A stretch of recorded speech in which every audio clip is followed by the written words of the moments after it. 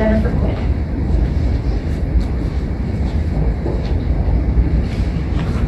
Dr. Chamberlain, and thank you to the organizers of this event.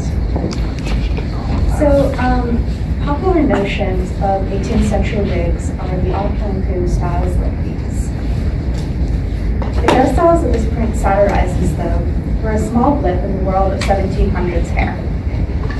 Images like these also give the impression that women wore the majority of the tonsorial plumage, which for the majority of the 18th century was not true. Men wore wigs for decades longer than women did. A traditional narrative of wigs in 18th century America is that they were cast off as symbols of European aristocracy and replaced by the egalitarian hair of the everyman. This story, though, lacks depth, noticeably only aligning with the trajectory of men's hairstyles. Wigs grew rapidly in popularity for men throughout the 17th and 18th centuries until they began to disappear in the 1770s. Women, though, only began wearing elaborate coiffures in the late 1760s. Although lavish hairstyles were criticized for their luxury during the late 17th and early 18th centuries, and then later during the Revolutionary era, when both men's and women's fashions are considered, it becomes apparent the rejection of this luxury was inherently gendered. The end of the wildly popular male wig came not as a reaction to criticisms of luxury, as these have been entertained intermittently for decades, but rather as increasing numbers of women sported elaborate hairstyles in the decades surrounding the Revolutionary War, revealing that criticisms of luxury were a pretext for criticisms of femininity. For most of the 18th century, women wore their hair in a simple style, preferring to incorporate natural hair rather than wearing a wig. This is not to say that women were alien to false hair pieces, though.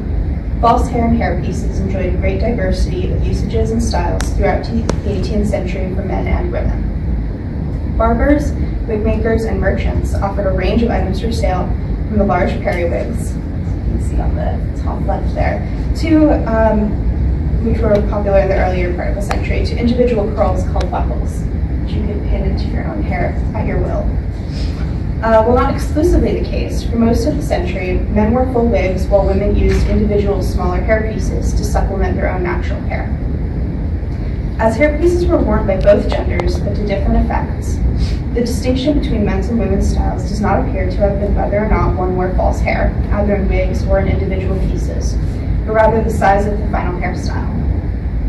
Therefore, I will generally not distinguish between the two, either wig or smaller hairpiece, but instead focus on the size and style of the hair's appearance, with the understanding that almost all elaborate styles contain some element of false hair. In the late 17th and early 18th centuries, wigs and male hairstyles were turbulent topics for Puritans in colonial America. Richard Godbeer analyzed these concerns in his paper Perversions of Anatomy, Anatomies of Perversion, in which he focused especially on the diary of Samuel Sewall. Godbeer found that worries over luxurious hairstyles for men often centered around how fashion has the potential to disrupt social hierarchies. Fashion is unique and has the ability not only to reinforce but violate social boundaries. How one is perceived depends both on the intent of the individual and where they are located in the social landscape. Fashion was different than the items one might use to display their class or taste inside their own home, such as fine china or expensive furniture. Whereas home goods communicated privately to close friends or relations, one's appearance communicated more broadly, assuming a public identity. Clothes, including accessories such as wigs, function as a nonverbal language, a code through which people communicated their social identity to others, shaping the ways in which they were perceived and treated. Godbeer observed how this perturbed the hierarchy during Puritans. A special concern was how men's hairstyles could muddy the boundaries between men and women. Even long natural hair on men was cause for alarm, as they believed that men were meant to cut their hair short while women kept theirs long. Wearing fake hair was deceptive. This was made all the more troubling when considering what wigs were made of, generally women's hair. In this understanding, men were literally putting on long women's hair, while women were cutting their hair short like men to be sold into wigs. Apart even from social concerns about appearance, wigs could be seen as literally transformative of one's gender, transferring the defining characteristics of one sex onto the other. It's not just the individual wearer of the wig who is affected by this, the Puritans believed.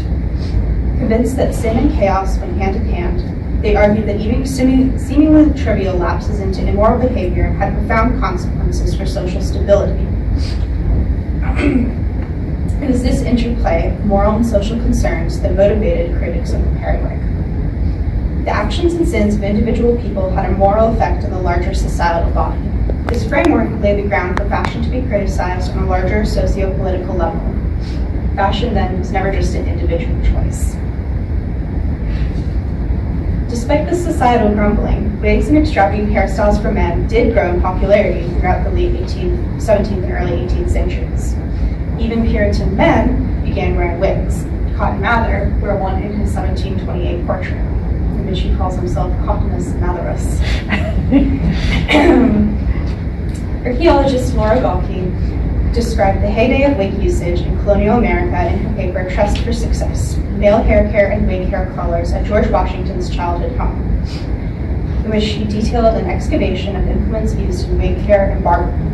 Called Home House by the family, this Virginia plantation was occupied by the Washingtons from 1738 to 1772.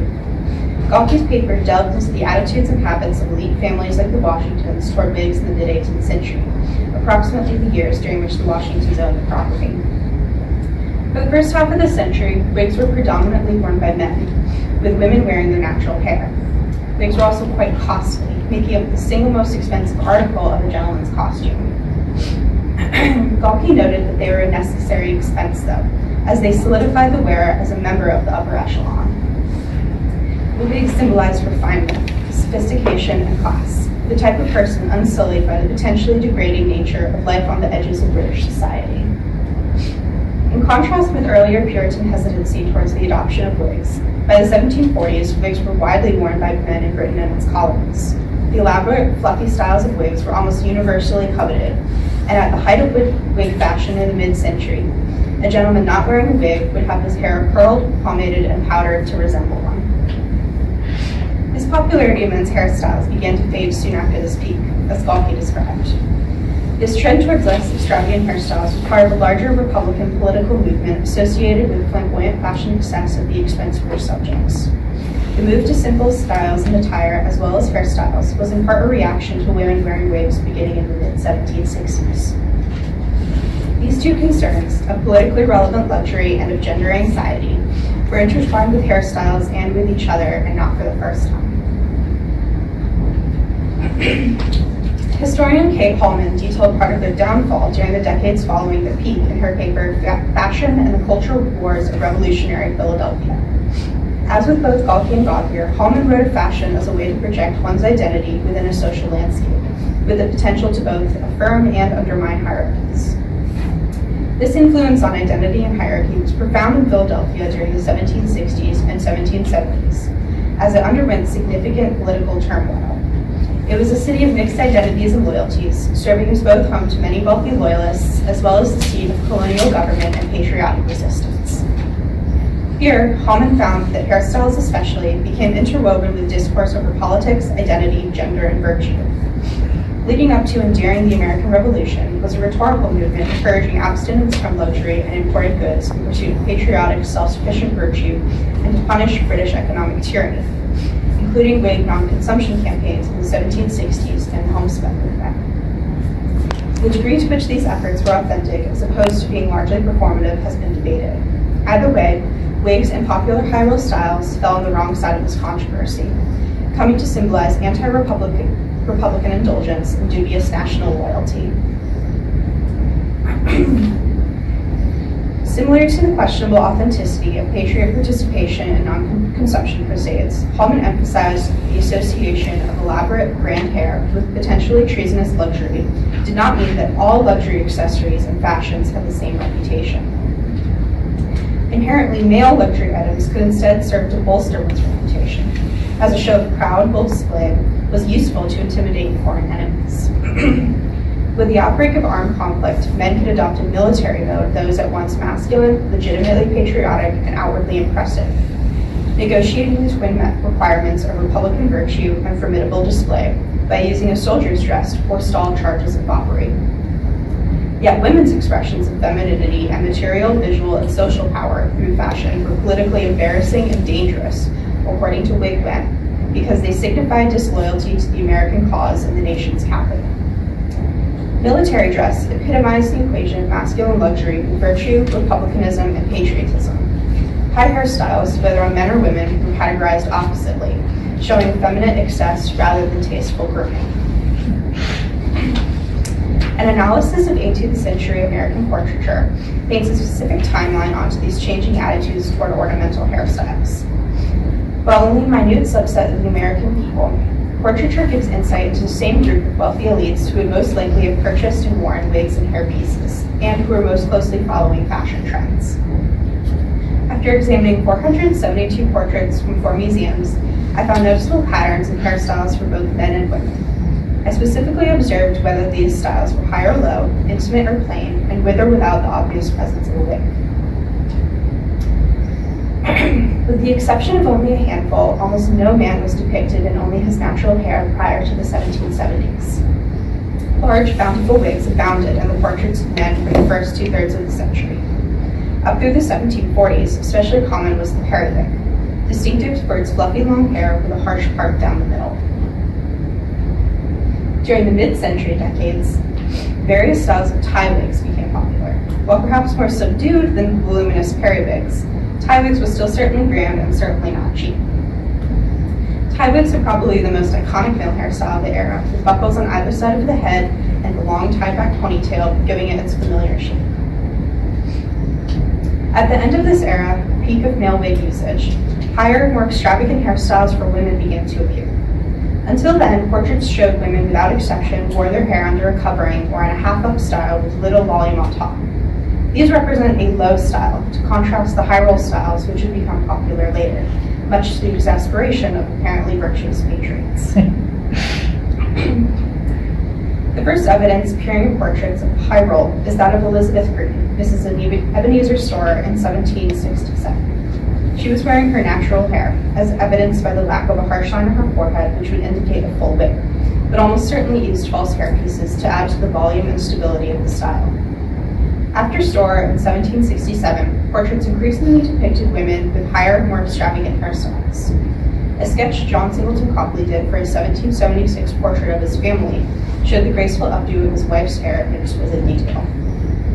As more women began exhibiting high-roll, extravagant styles and the portraiture examined, men started to wear simpler, more subdued styles.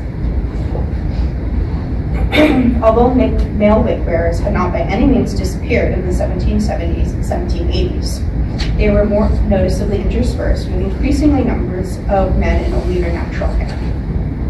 Copley's 1774 portrait of Adam Babcock, for example, showed him with his natural hair cut very short in the front and with gentle, unobtrusive curls around the side of the head. Using portraits to observe the rise and fall of lavish men's hairstyles, or the rise and continuing to rise in the case of lavish women's hairstyles, aligns well with previous historiography on attitudes and anxieties surrounding hair and gender. Much scholarship, though, on hairpieces and wigs has focused on men, exploring male ownership of wigs and wigs as social signifiers of masculinity. Clearly, there is ample opportunity and evidence for research into the history of women's hair and the gendered nature of scholarship. Examining portraits is one such path, and it shows a definite leap in the rise of voluminous women's hairstyles in the late 1760s and early 1770s, both in size and popularity. Quickly following this transition is an appreciable decrease in the flamboyance of men's hairstyles. At the same time that large hairstyles were remaining for men, came the well-known critique of the macaroni. Satirical cartoons depicted the macaroni as a frivolous, laughable man, overdressed to absurd proportions. The most famous of these cartoons were drawn in London, depicting caricatures of society men, but they were printed and popular in America as well. The key identifying feature of these cartoons was the enormous wig that each of the macaronis wore. These styles of tall wigs did not appear in male portraiture, instead appearing to ape the tall hairstyles of women. The silly figure of the macaroni contrasted the serious, discerning demeanor of a real man, one who was not prone to indulgence or flights of fancy. Particularly famous macaroni cartoon, What Is This, My Son Tom, juxtaposed the outlandish macaroni with his humbly dressed father, some viewers would have seen as too underdressed, alluding to the idea of a real man as someone in between, not overly styled, not a country bumpkin. Wigs in these satirical prints represented style over substance, a far cry from their refined gentility just a few decades earlier. Men were not the only ones lampooned for their extravagant hair. Indeed, many political cartoons depicting women at this time had their large hairstyles as a central point. A British Mezzotint, a society of patriotic ladies, depicted a group of women declaring their intent to boycott English tea in 1774. The scene around them was chaotic, with a baby spilling food on the floor and being licked by a urinating dog, suggesting these frivolous women should focus on more important things. Two more cartoons, done by London publishers famous for their macaroni prints, depicted women with entire battle scenes from the Revolutionary War in their ludicrously oversized hairdos. These satires used large hairstyles on women to both trivialize the American independence movement and mock women's participation in fashion trends. Big hair in the 1770s became a symbol of illegitimate political expression and feminine indulgence. Only after women began wearing high hairstyles in the late 1760s and early 1770s did criticisms reminiscent of puritanical ones reemerge, always tinged with gendered disdain. The macaroni was not mocked because he participated in luxury. Military men wore luxurious and practical items as well. The macaroni was mocked because it was a fop. While men could pursue their taste for personal luxury in legitimate, masculine, and politically acceptable ways, whether through the military mode or gentility, feminine expressions of luxury were never legitimate. This scornful attitude is not limited to history, as evidenced by the current description from the Boston Museum of Fine Arts of the 1772 John Singleton Copley portrait of Dorothy Quincy. Dorothy Quincy's costume is both graceful and stylish.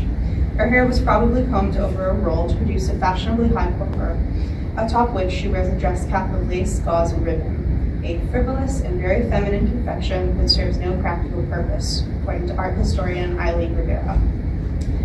While indulgent femininity is cast as frivolous, indulgence of the masculine variety is rarely given the same treatment. If that indulgence leads too frilly, it is foppish, bad for being feminine. The 1770s were not the first time in the 18th century that wigs and other large hairstyles were criticized for being wasteful and indulgent. Puritan commentary had overtly gendered overtones, worrying that wigs might transform and feminize men. Yet the popularity of opulent hairstyles continued to grow despite these concerns. The difference, though, was that women were not wearing wigs or high-rolled hair in the early 18th century. Once women began adopting these styles, one's fanciful hair became definitely associated with feminine luxury rather than masculine luxury. Then attacks on large hairstyles began to accelerate in both amount and ferocity. These decades, the 1770s and 1780s, will be when men's hair finally began to eschew the wig for good. Wigs only really became wasteful decadence when correlated with women, implicating femininity as the real problem rather than luxury.